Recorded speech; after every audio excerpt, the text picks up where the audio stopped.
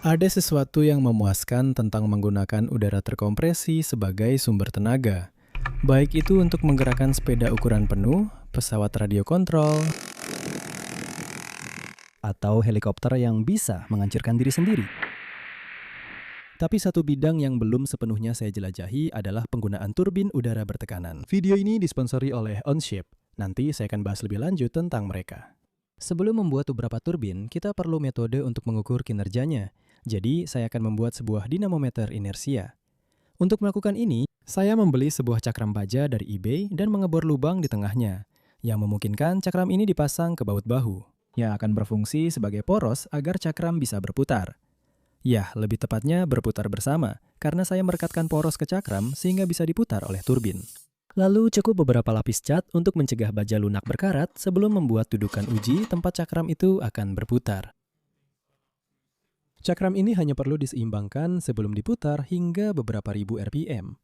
Hal itu bisa dilakukan dengan mengurangi berat di sisi yang lebih berat dengan cara mengebor beberapa lubang kecil. Sebuah dyno inersia bekerja dengan cara menghubungkan perangkat uji, dalam hal ini turbin, ke roda gila yang berat dan mempercepatnya hingga mencapai kecepatan tertentu.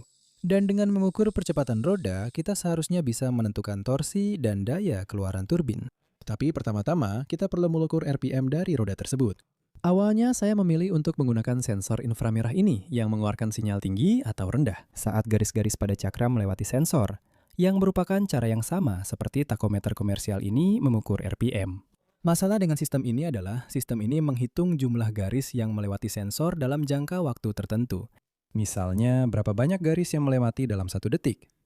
Dan semakin lama periode waktunya, semakin akurat pembacaannya. Sekarang, ini baik-baik saja untuk mengukur RPM konstan, misalnya pada motor listrik.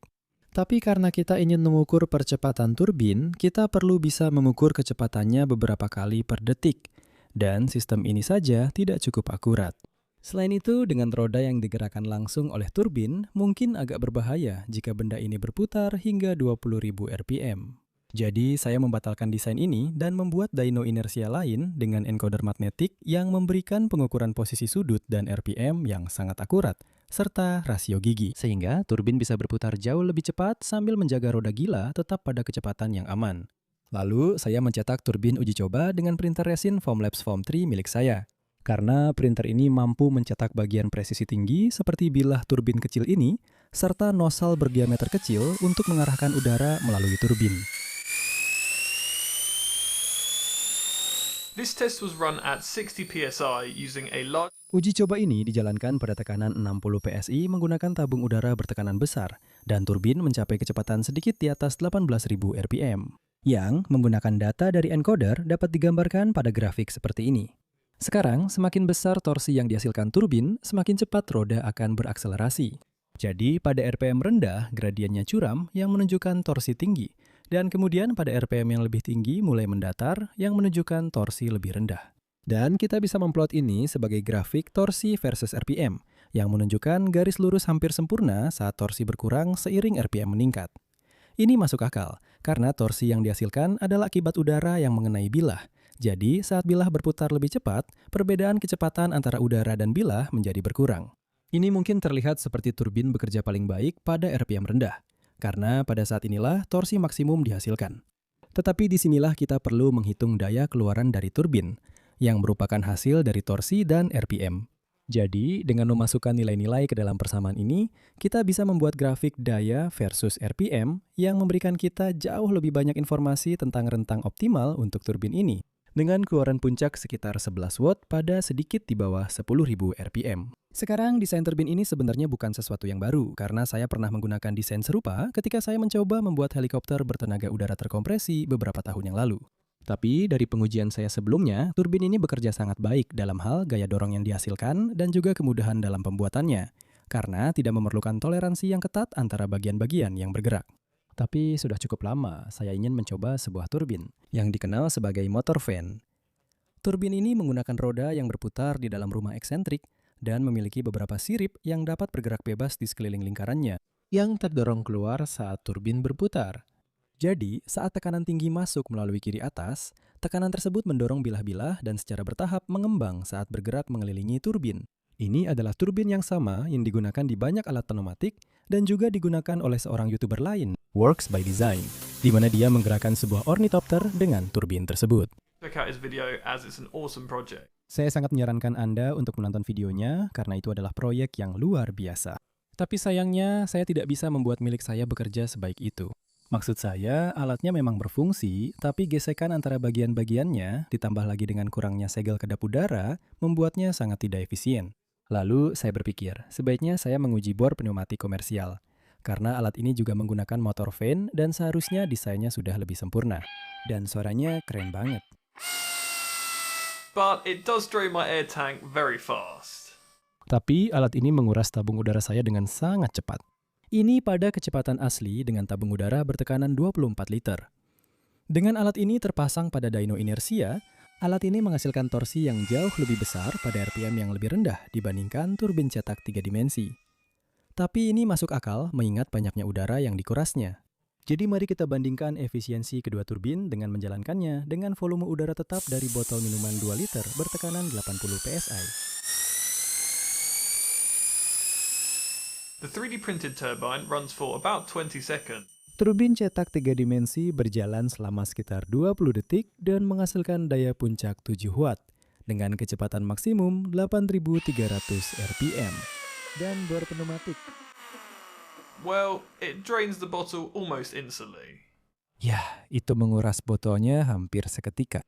Lalu saya ingin mencoba beberapa profil bilah yang berbeda pada turbin asli. Jadi saya mencetak beberapa untuk diuji. Ini adalah desain asli dengan bilah berbentuk C sederhana ini yang akan berfungsi sebagai kontrol. Dan pada tekanan 60 PSI, daya keluaran maksimumnya adalah 11 watt. Saya kemudian mencetak desain ini di mana tepi belakang bilahnya konsentris. Dengan jari-jari bilah berikutnya menciptakan saluran lebar konstan untuk aliran udara, yang kinerjanya jauh lebih baik dengan daya maksimum 12 watt, tetapi kecepatan maksimum yang jauh lebih tinggi yaitu 19.400 RPM. Dan akhirnya, desain turbin ini yang mirip dengan sayap pesawat tetapi bukan profil aerofoil tertentu. Desain ini hanya terinspirasi dari bilah-bilah yang saya lihat saat meneliti turbin gas dan saya pikir layak untuk diuji. The max power of just under 13 watts. Ini menghasilkan daya maksimum sedikit di bawah 13 watt, tapi yang menarik, memiliki RPM maksimum yang sama dengan turbin kedua. Saya juga mengulang tes ini, tapi alih-alih menggunakan tekanan konstan 60 PSI dari tabung udara besar saya menggunakan botol minuman 2 liter yang diberi tekanan hingga 80 PSI. Karena ini akan menjadi konfigurasi penyimpanan udara yang akan digunakan nanti dalam proyek. Dan pada tes ini, turbin kedua memberikan performa terbaik. Jadi, baik turbin kedua mencapai daya keluaran yang lebih tinggi sebelum tekanan di botol berkurang, atau turbin tersebut memang lebih cocok dengan tekanan tinggi 80 PSI. Bagaimanapun juga, hasilnya sangat mirip, jadi saya rasa itu tidak akan membuat perbedaan besar pada tahap ini. Saya juga menambahkan satu desain lagi yang tiba-tiba terlintas di kepala saya beberapa hari yang lalu, yang memiliki saluran-saluran ini untuk mengarahkan udara ke bawah menuju pusat turbin dengan harapan bisa menangkap lebih banyak momentum dari udara. Tapi dengan output maksimum hanya sedikit di atas 4 watt, kita abaikan saja desain itu. Jadi, sampai saya menemukan desain turbin yang lebih efisien untuk diuji, mari kita terapkan data ini pada sesuatu yang akan menghasilkan lebih dari sekedar suara melengking bernada tinggi. Ya, mungkin juga akan menghasilkan suara melengking bernada tinggi. Saya mulai dengan mencetak sebuah rangka yang akan menampung turbin, karena siapa yang tidak ingin mobil turbin kendali jarak jauh. Dan agar bisa dikendalikan dengan radio, saya juga mencetak sebuah katup yang akan berfungsi sebagai pengatur aliran, di mana bagian kecil yang meruncing ini seharusnya dapat mengatur aliran udara ke turbin. Dan dengan ini terpasang di rangka, saya bisa memasang sebuah servo untuk mengendalikannya dari jarak jauh. Then I attached a small length of tubing to join the throttle to the Lalu saya memasang sebuah selang kecil untuk menghubungkan pengatur aliran ke nosel turbin yang akan mengarahkan udara ke dalam turbin. Desain turbin ini hampir identik dengan yang diuji sebelumnya, tapi turbin ini memiliki roda gigi untuk menggerakkan roda belakang. Satu-satunya masalah adalah saya rasa saya merusak bantalan ini saat menekannya ke dalam hub, jadi saya harus mengubah desainnya nanti. Tapi setidaknya turbin ini bisa dipasang di rangka dengan baik dan sejajar dengan nosel. Lalu saya memasang dudukan untuk menahan botol minuman sebagai ruang tekanan yang bisa dihubungkan ke throttle dengan beberapa selang fleksibel serta katup satu arah untuk mengisi botol dengan udara bertekanan menggunakan pompa sepeda. Jadi saya baru saja mencetak turbin baru, kali ini dicetak dari setengah resin dan setengah hasil cetak FDM dari PLA. Dengan cara ini, saya bisa mengepres masuk bearing dengan lebih mudah dan saya juga bisa mengganti gear jika diperlukan di kemudian hari. Dan yang bisa kita lakukan adalah memasukkan selang kecil ini yang jenis konektornya sama seperti pesawat bertenaga udara saya sebelumnya. Lalu memompa botolnya. The bottle up to 50 psi. Jadi saya baru saja mengisi botolnya hingga 50 psi. Saya bisa mendengar ada sedikit kebocoran tapi tidak terlalu parah. Kalau saya putar tutup ulir ini lalu tarik keluar, jadi sekarang seluruh sistem sudah bertekanan dan saya seharusnya bisa menaikkan throttle dan turbin harusnya bisa berputar.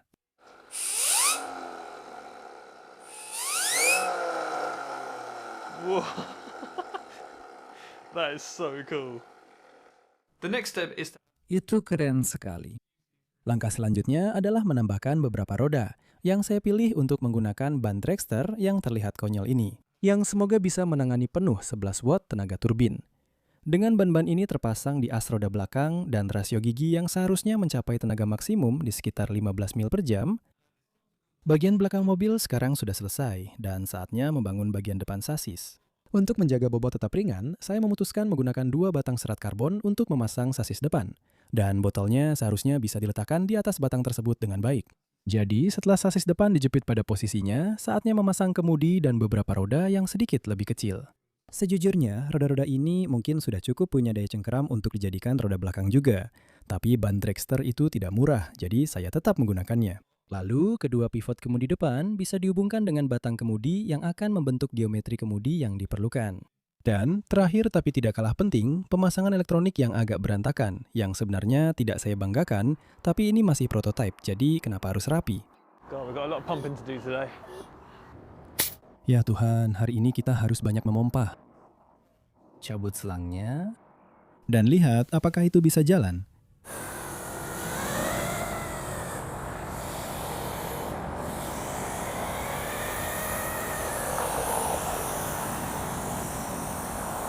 It doesn't go very far. But let's try. Itu tidak berjalan terlalu jauh, tapi mari coba dengan tekanan yang lebih tinggi di lintasan lurus.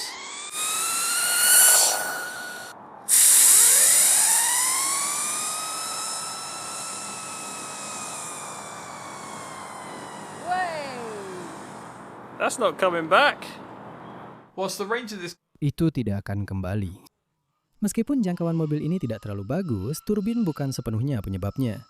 Dengan hampir 34% dari total berat mobil berada di roda belakang, ada banyak masa rotasi yang harus dipercepat, yang hampir berfungsi seperti dyno inersia itu sendiri. Namun demikian, turbin ini masih perlu banyak pengembangan sebelum. Turbin ini melampaui efisiensi mesin udara saya sebelumnya. Tapi sekarang saya sudah punya dinamometer inersia, akan jauh lebih mudah untuk mengembangkan dan menguji desain-desain baru. Seperti turbin multitahap dengan beberapa rotor dan stator seperti yang digunakan pada turbin gas industri berukuran penuh. Atau jika ada di antara kalian yang menonton punya ide turbin untuk dicoba, mungkin bisa coba masuk ke Onshape untuk mengubah ide kalian menjadi model 3 dimensi. Onshape adalah sistem CAD 3 dimensi profesional yang sepenuhnya dibangun di cloud dan bekerja di peramban web, yang membedakannya dari sistem CAD tradisional karena tidak pernah mengalami crash. Dan setiap tindakan yang kamu lakukan akan direkam, jadi kamu selalu bisa kembali ke perubahan yang sudah kamu buat jika desainnya tidak berfungsi dengan baik. Selain itu, kemampuan untuk berkolaborasi dalam desain adalah bagian yang sangat penting dalam membuat sebuah proyek. Dan Onshape memungkinkan kamu untuk berbagi desain secara real-time dengan orang lain. Atau, sebuah proyek dapat dibagi menggunakan metode branching dan merging yang terinspirasi dari GitHub. Jadi, jika seseorang punya ide untuk melakukan perubahan, mereka bisa membuat branch sendiri dan mengerjakan ide mereka tanpa mengganggu desain utama. Kamu mungkin sudah sering melihat saya menggunakan printer resin Formlabs di banyak video saya. Dan Formlabs baru saja mengumumkan printer baru mereka, Form 4, yang sebenarnya sepenuhnya didesain di Onshape. Jadi jika kamu seorang insinyur, desainer produk, atau hanya ingin mengubah idemu menjadi sebuah komponen, Onshape sekarang menawarkan hingga 6 bulan versi profesional mereka secara gratis. Jadi saya sangat menyarankan kamu untuk cek Onshape di onshape.pro. _Tom Stanton. Linknya akan ada di deskripsi video. Terima kasih banyak sudah menonton. Satu hal lagi, saya akan berada di Open Source tahun ini di San Francisco antara tanggal 14 sampai 16 Juni. Tahun lalu acaranya benar-benar luar biasa dan tahun ini akan jadi lebih baik lagi. Dengan begitu banyak kreator YouTube dan begitu banyak pameran, serta semua orang membawa semua penemuan keren mereka dan benar-benar bersenang-senang. Jadi kalau kamu belum punya tiketnya, saya sangat menyarankan kamu untuk membelinya dan semoga saya bisa bertemu kamu di San Francisco dalam waktu dekat. Terima kasih banyak sudah menonton, sampai jumpa.